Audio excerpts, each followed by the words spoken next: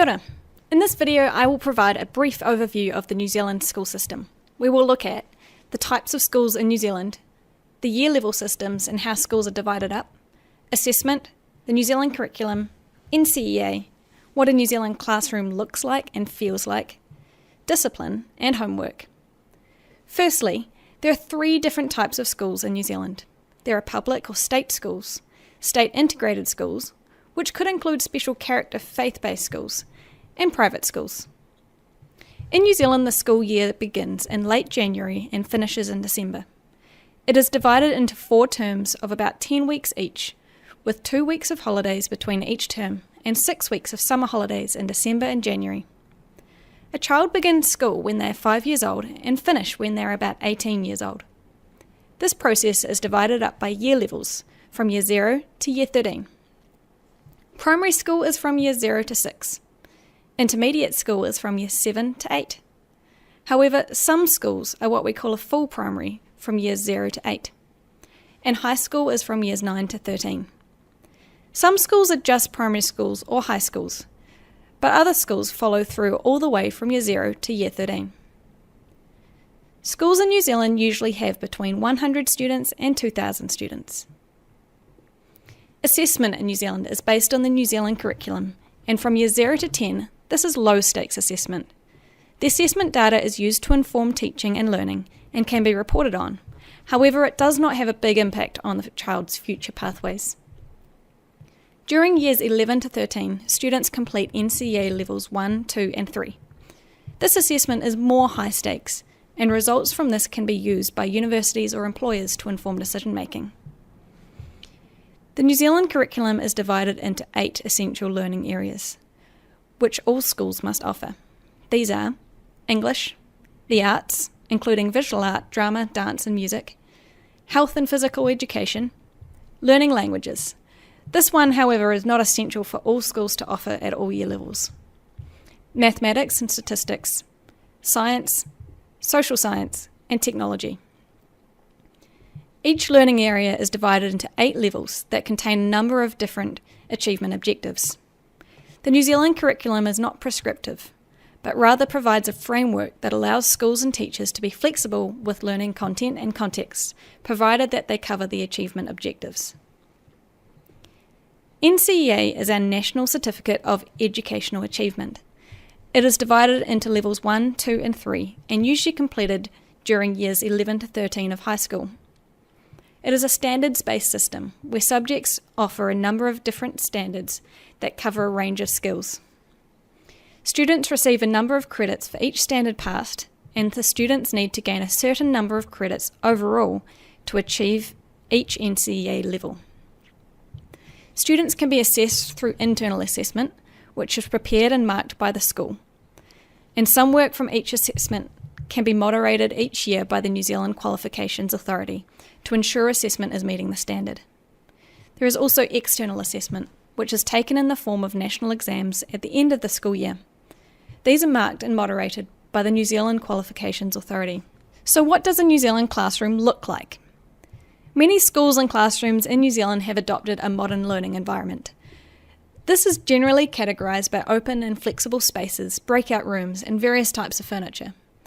This is designed to allow for collaboration and group work, which is a big part of the New Zealand classroom. Most schools in New Zealand have a compulsory uniform that students wear every day. Use of digital devices for learning are becoming more and more important in New Zealand schools. Some schools have school-owned devices for students to use, and other schools have bring-your-own device policies, where students are required to buy and bring their own device to school. The use of digital technologies for learning is becoming an increasingly important part of the New Zealand classroom. If you looked into a New Zealand classroom almost anywhere in the country, you would notice that it is very multicultural. This fact allows the New Zealand classroom to be a place of rich learning, as students from all cultures are encouraged to share and explore their personal values, cultures and heritages. Let's take a look now at what a New Zealand classroom feels like. Firstly, it should feel like a safe space for students to be in. This means that students should feel safe to take risks and make mistakes without fear of the teacher or other students putting them down. It also means that teachers are active encouragers of students and work to create a space where students can work together in groups to collaborate in their learning, where ideas are shared and respected. Most importantly, positive relationships should be the backbone of a New Zealand classroom. Whanaungatanga. Teachers actively get to know their students, their interests and passions, as well as their strengths and weaknesses. This helps the teacher to adapt content to their students' specific needs and interests, which in turn helps the student to relate to their learning and enjoy a good relationship with their teacher, because they know that the teacher really cares for them and wants the best for them. So what about discipline in a New Zealand classroom? Every classroom is different and kids will always be kids. However, the process of dealing with misbehaviour is pretty similar across all schools. In the first place, teachers are taught to focus on the positives, to constantly be praising good behaviour rather than always focusing on negative behaviour. This provides encouragement for the students to continue in good behaviour patterns. If students' behaviour is particularly unacceptable in the classroom, schools may have a referral system where students are removed from the class. However, these students are always followed up with a restorative justice meeting or the like, with the dean or the classroom teacher, or if there's been an incident involving a number of students, all parties will be present to discuss the situation, talk about how they felt, ask questions, and work together to resolve the conflict. Next, let's talk about homework. The amount of homework and type of homework varies between schools. Some schools have a no homework policy, where teachers cannot assign homework. And some schools do allow homework to be set by the classroom teacher. If students do have homework, this would usually take between 15 minutes and 3 hours to complete for all subjects combined, depending on the year level.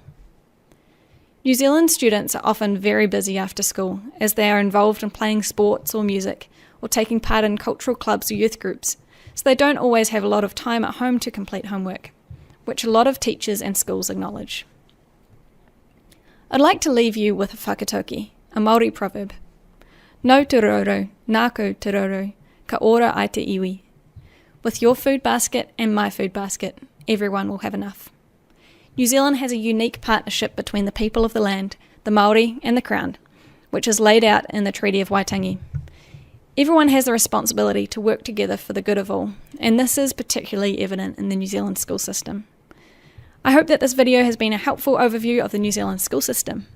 I have also attached a number of links in the description to websites for further reading. If you have any questions or comments, feel free to put them in the comments section below.